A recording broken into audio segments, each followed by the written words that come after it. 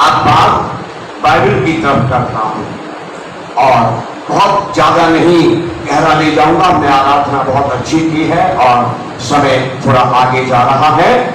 लूका की पुस्तक 8 अध्याय और 3 आयत में यदि आप पढ़ेंगे तो हमारे प्रभु यीशु जी की सेवकाई के बारे में जानेंगे।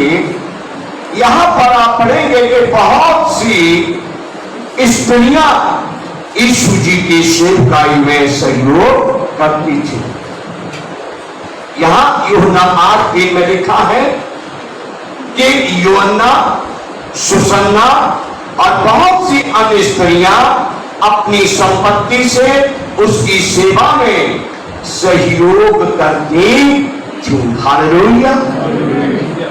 योअन्ना, सुसन्ना और अन्य स्त्रियां, लंबा नाम नहीं लिखा, बहुत सारी स्त्रियां थी, लेकिन जो लीडर्स थी, जो अगुवाई करती थी, जो उनको तैयार करती थी, उनको चेयरअप करती थी, उनका नाम लिखा योअन्ना, सुसन्ना।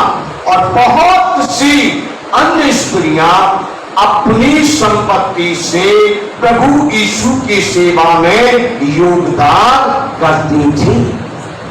मैं आपको बताना चाहता हूं कि अचानक कहीं यीशु जी साक्षात आत्मा थे तो उन्हें भूख नहीं लगती थी। जब तक चेलों के साथ रहे, माँ बाप के साथ रहे, वो भी खाना खाते थे, वो भी फल खाते थे, वो भी मछली खाते थे, वो भी फल खाते थे। और उनके चेले जो साथ रहते थे उनको भी भूख लगती थी और उस समय उनकी सेवकाई में भी भोजन की, वस्तुओं की और धन की आवश्यकता थी।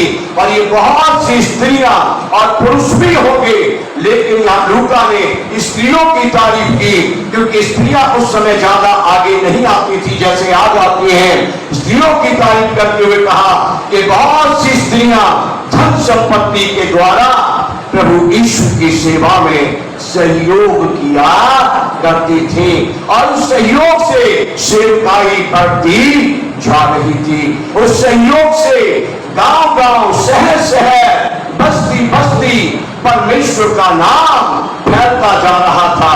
रोगी चंगे हो रहे थे, दुष्ट आत्माओं से झगड़े हुए आजाद हो रहे थे, अंधों की आंखें खुल रही थी, बहरे सुन रहे थे, गूंगे बोल रहे थे और बड़े बड़े आश्चर्य कर्म हो रहे थे। यहां तक कि मुर्दे भी जिंदा हो रहे थे। कहिए हालेलुया। और इस सारे सेवा कार्य में बहुत से लोगों का प्रभु यीशु जी को सहयोग था। हालांकि सारा पृथ्वी का धन उनका है, लेकिन उन्होंने मिनिस्ट्री में चमत्कारिक तरीके से सोना, चांदी और रुपए और रोटी नहीं मंगाया।